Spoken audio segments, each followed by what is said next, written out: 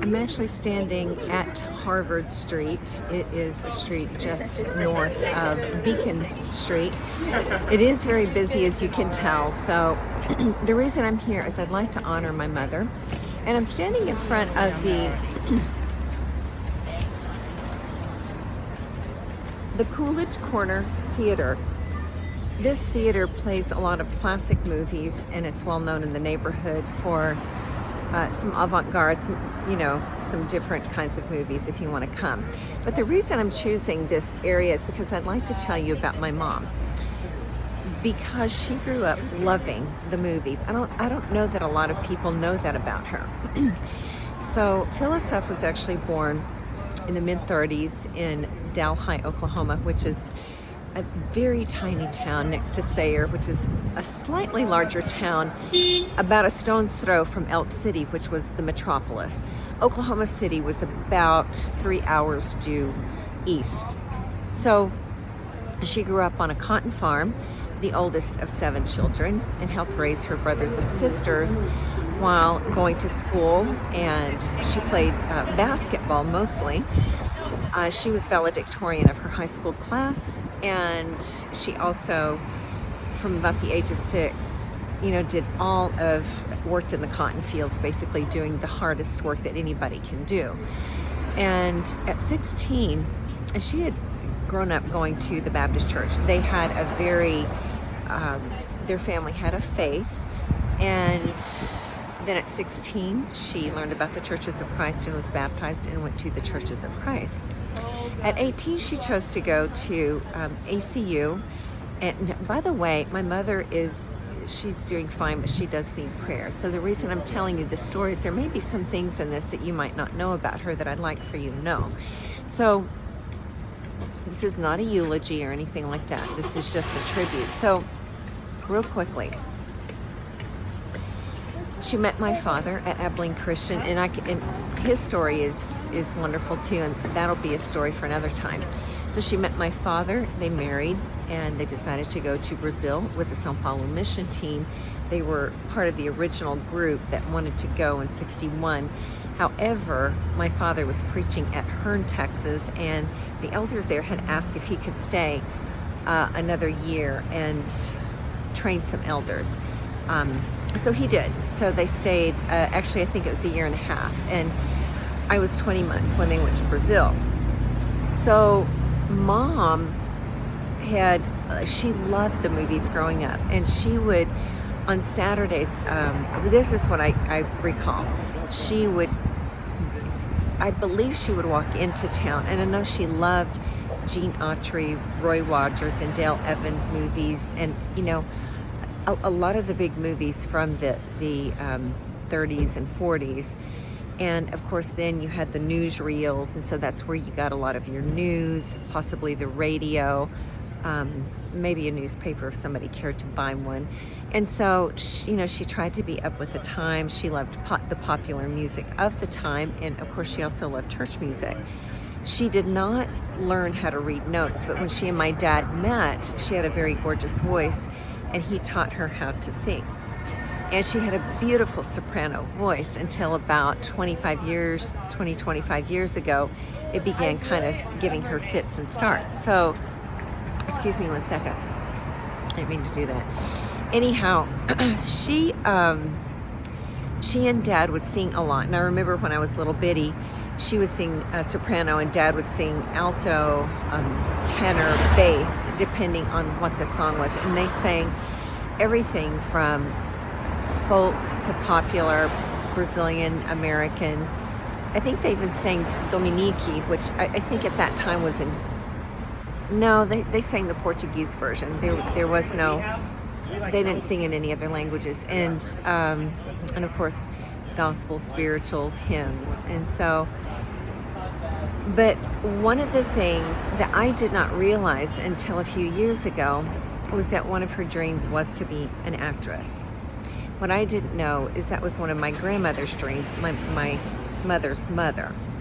So we're in Brazil. They are, performing at talent shows or whenever we get together with the mission team. And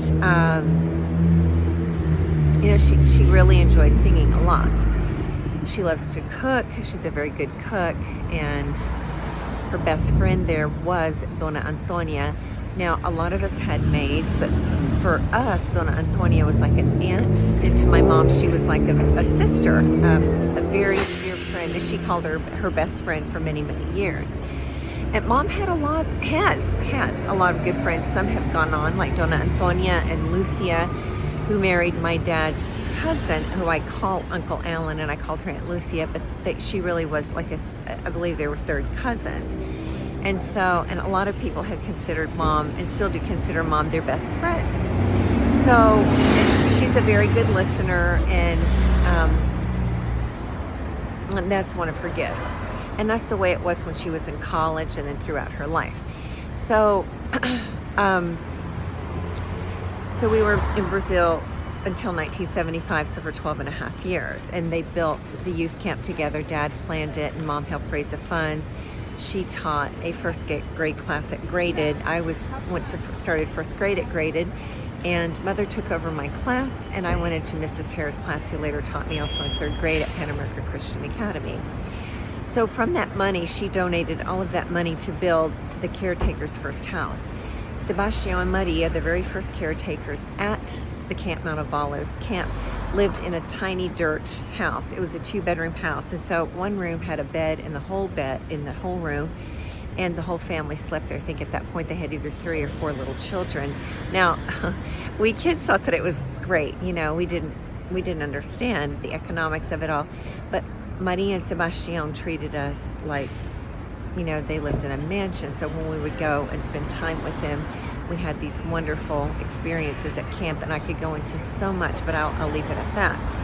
So with those first monies, Sebastião and Maria got a decent house to live in, and later they moved into, on the inside of the campgrounds, closer to the camp. And this was right outside the camp, and then they built the house just inside the camp, maybe I don't know, maybe a couple hundred yards in. I'd have to go back to Brazil to gauge the distance. And anyway, Mom was right there, cooking and counseling, whatever it was that people needed at camp in Brazil, along with having Bible studies with Dad whenever they would, people would ask them to come over, and they would go over it in the evenings and do these, what they call cottage classes. We also had a lot of people in our homes eating all the time, and it would be all different kinds of groups, maybe the mission team, maybe they were the young people, neighbors sometimes, and so the house was always active with a lot of people. So then we moved to Fort Gibson, and there's a whole lot more that I could say about Brazil. And again, Dad was a preacher at Fort Gibson, and Mother, again, they hosted a lot of people over at our house, and the church there really loved our family. They were very, very welcoming, and I have a lot of good memories of Fort Gibson, and I have really missed Fort Gibson.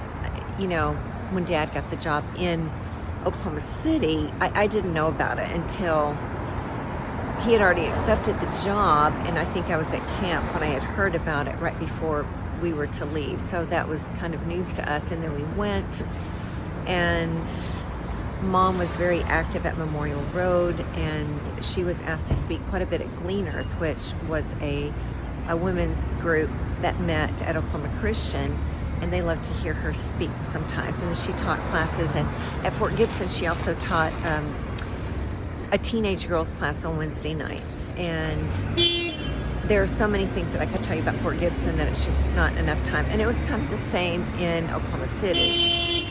So around 1991, Dad got a job in Albuquerque, so they moved to Albuquerque. He was a pulpit minister. He was campus minister at Oklahoma Christian. And I'm sorry, at Memorial Road, but Memorial Road Church was right on the campus of Oklahoma Christian. And so then they moved to Albuquerque when Dad got the job as pulpit minister at the University Church in Albuquerque. And so again, Mom was right at his side, and they did a lot of work, and that was kind of a difficult move for her. And about the time she decided that, she was going to make things work, well then they had an opportunity 9 years later to move to be by Kim and Richard. And so we decided to move that same year. It was 2000. And then my dad preached at Buckshot Lane Church of Christ, and my mom was right beside him again. And of course, there are many great memories, again, people in their homes and hosting, and her kind of being an unofficial counselor to people. And trying to actualize some dreams privately, that she had been a Mary Kay director, done very, very well for many years in the 80s and in the 90s, and then later they got into a company called Melaleuca, and it is a very good company.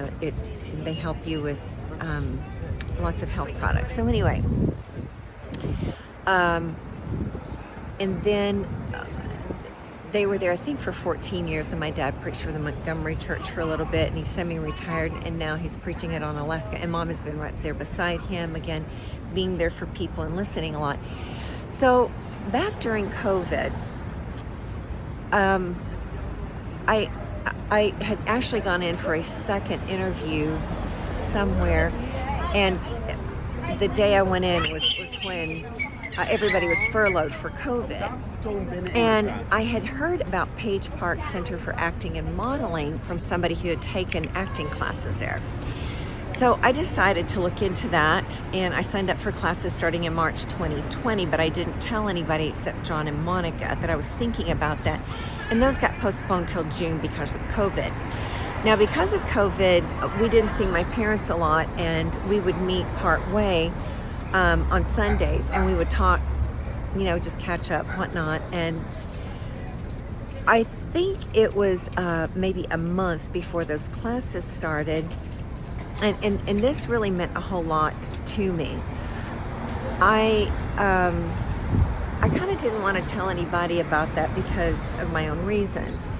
And my dad, one of the things my dad had said something in high school, and I had considered being a model, but that's a story for another time. And so I didn't know, should I tell them, should I not? And one day I get up and we're walking to leave, and my dad looked at me, I kid you not, and I was debating, should I tell them that day or not? And my dad said, you should be a model.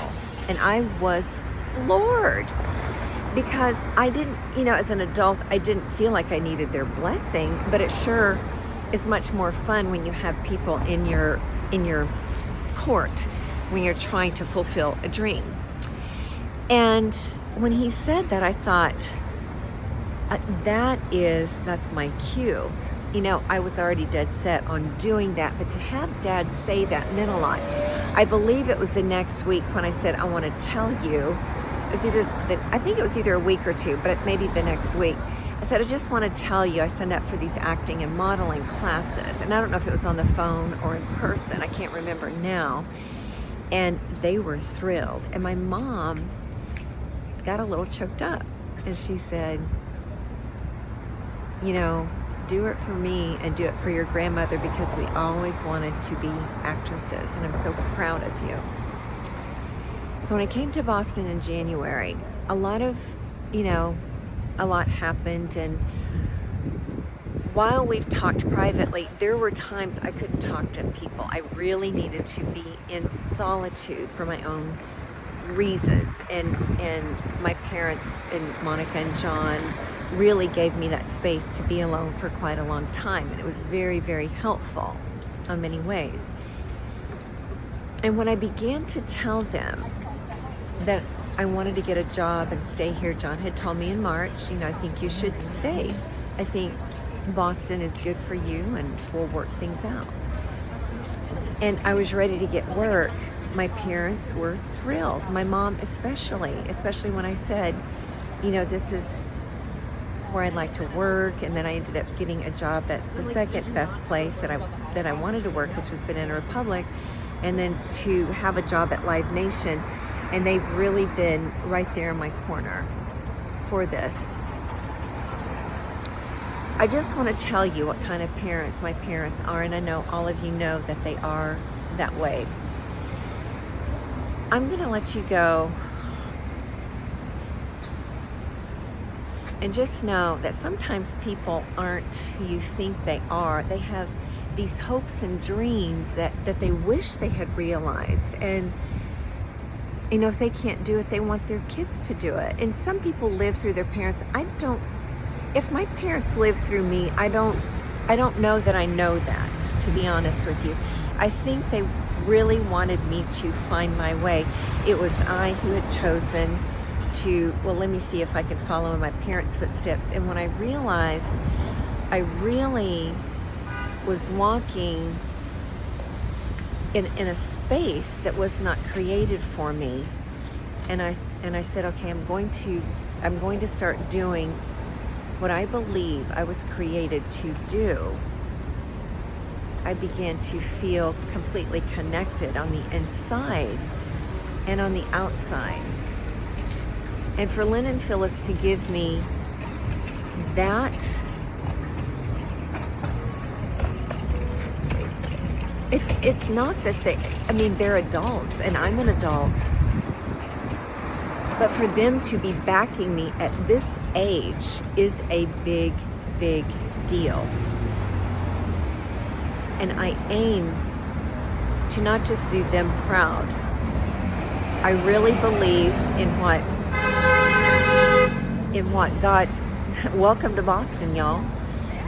I really do believe in what God promises. And it was very interesting. I was listening, before I got the news about my mom going to the ER this morning, I was listening to Max Lucado's sermon on praying audacious prayers. And I did. I prayed a whole lot of audacious prayers, which I could go into, but I won't right now. And so as Max was unfolding that story and those who prayed audacious prayers, from Martin Luther to John Wesley to Joshua, asking God for more daylight, and there being God allowed the day to stand still. And I know a lot of people believe that the Bible is myth or legend or whatnot. A lot of times, I think, as time goes by, and there are proofs, whatnot, that show that the writings actually had a historical and even scientific basis for those writings. I believe that there is, and I didn't have time to look it up, but I do know that I read about this anomaly. There was this anomaly in time around the time of Joshua, where the day wasn't just, it was longer than 24 hours. They're actually, for those who study the cosmos, they will know about that anomaly. And so that is attributed typically to that day that Joshua asked God to keep the sun to stand still. And so Max Lucado's point was, when we pray these audacious prayers and God answers them and the door opens, we must walk through them, because that is part of our destiny. And as I was listening to that, I was walking through I was riding the train and walking through Boston Gardens as I was going to church. And I thought, I couldn't be in a better place. I don't wish that I were back in Texas, not because I'm upset. I'm not upset at anybody. It's that I am so grounded here. I don't know how else to put it. And I know when I go to Texas, everything will be okay, because I know, I believe, and I know that everything will be okay. So, and I'll go back for visits, and everything will be fine. But let me tell you about what happened this morning in church. So, the sermon was so good. In fact, the part that I'll tell you that was, and it was about humility. But the part that made me laugh was when Jay James was saying, he said one of his favorite country songs was, "Oh Lord, it's hard to be humble," and I would just laugh. Oh Lord, it's hard to be humble when you're perfect in every way. I can't wait to look in the mirror. I get better looking each day. To know me is to love me. I must be a heck of a man. Oh Lord, it's hard to be humble, but I'm doing the best that I can. Anyway, that went through my mind during this sermon. But the whole point was that, God's got a place for those who who have that loving, humble heart, and it was a really good challenge. And then there's a class in between services called On Tract, and so David Thompson taught a class on Psalm 3, which was excellent, and it was a psalm where Absalom, he's very torn inside because his son Absalom is coming after him. There's a story behind that which I won't go into, and he had turned the city against David. And David has all these enemies, but he finds comfort. He actually is able to sleep because he realizes that there was nothing that he could do about the matter. And so he slept very, very well. And, he really gives God the glory and the credit for helping him make it through, thousands of people who just weren't liking him that he mentions, And so, and the reason I bring that up is I think that there are times when it's very possible, I don't know what anybody's going through right now, but it's possible that people could feel like the whole world is against them, but given enough time, things do turn around. And that took me to another man named Tom Bilyeu. He's very successful. He has a podcast named Impact Theory. And he tells his story. There was a time where he thought everybody was against him. And when he began to use the gifts he had been given, which is another story, he began to come out of that funk. Now, he is an atheist, but what I love about his podcast is when he interviews people who have a faith, regardless of what it is, he'll say, I'm agnostic or I'm atheist about this, but how does your faith inform what you do? And he is very open. In fact, the way I found him was I was listening to John Maxwell, and he had interviewed John Maxwell, who is one of his, he loves John Maxwell and Zig Ziglar, who are all big people of faith, despite him being an agnostic / atheist. And so that's how, and I got a lot of good information, which is a story for another time. And it's, since I've been here, I've actually connected with a lot of people, and people hadn't heard of Tom Bilyeu and Impact Theory, and even big people who, Tom Bilyeu interviews very, very big people. And so that's why I want to turn people onto his podcast, because these people are doing some really good things for humanity, which I believe is part of God's mission on earth. And the reason I believe that, I will end with this, and a lot of this is about Mom, even though we departed, but I'm going to end with Mom. I want to mention something that N.T. Wright, who is an Anglican scholar, he is a bishop over in England, and one of the things that he said that I do agree with is there is a mention of this new heavens and new earth that Jesus had talked about. And many Christians, particularly Anglicans, believe that the new heavens and new earth began at the resurrection. And that part and parcel of the Christian's duty is not to just look forward to being in heaven, but to making a better heaven and earth here while we are here. And yes, there will be a new heavens and new earth. However, that if it's this one that's regenerated or there's another one that's being, we don't know. There's so much that. Okay, I'm going to depart one more time. One of my dearest friends, Kathy Ogden's father, Rollo Ince, once said he was a pantheist. Not pantheist, I'm sorry. No, Rollo. He's a,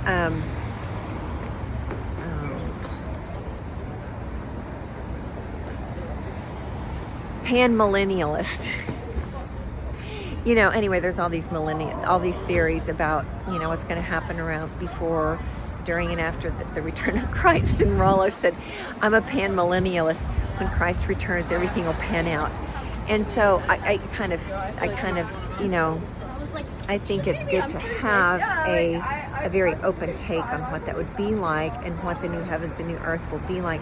And yes, I do believe we will live forever. I really, really do believe we will live forever, and that there is such a place as heaven, and I don't even want to mention the other place. So that's a story for another time. But yes, I do believe in it. Well, so getting back to Mom, when Mom had become, when she had been this believer in the Baptist church, and when she was baptized, her aim, she wanted to tell everybody about this good news. She wanted people to know about this God who loved them and this Jesus who loved them. And so she didn't know how to be an actress or how to do all those things, and so she chose mission work. And I think as she's gotten older, she's realized there is a way that you can make a vocation in this world and be a Christian at the same time. And there are many actors and actresses and musicians and scientists and those whose vocations aren't necessarily ministerial, who are doing very good work in this world while being Christians. And so she has influenced me a whole lot in that way, and because of that influence, I went on this journey that has landed me in this amazing space, getting to know great people in the arts. Paige Parks in Houston, who have discovered some pretty big people, and now to be working at Banana Republic Copley and with the MGM Music Hall, and going to the church I'm going to, which I'll tell you at some point about that, because they are a phenomenal group of people and have given me amazing support, but I want to do them justice and tell how all of that came about. So thank you, Mom. You are in my prayers, and thank you all for listening to this story about my dear mom, Phyllis Huff. And when you get a chance, go see the movies and think of her, and think about what it would have been like to see Phyllis Wells Huff up on the screen doing her thing with Julie Andrews or Carol Burnett, because I sure see her working with them. I could have seen her working with them so easily, and I know they would have been fast friends, because that's the kind of person Mom is. I love you, Mom, and I'm praying for your swift healing, and I hope that you see how much I love you, and I'm doing my best to honor you while I'm here, while I'm away from you, and I'll be back when I can. Love you.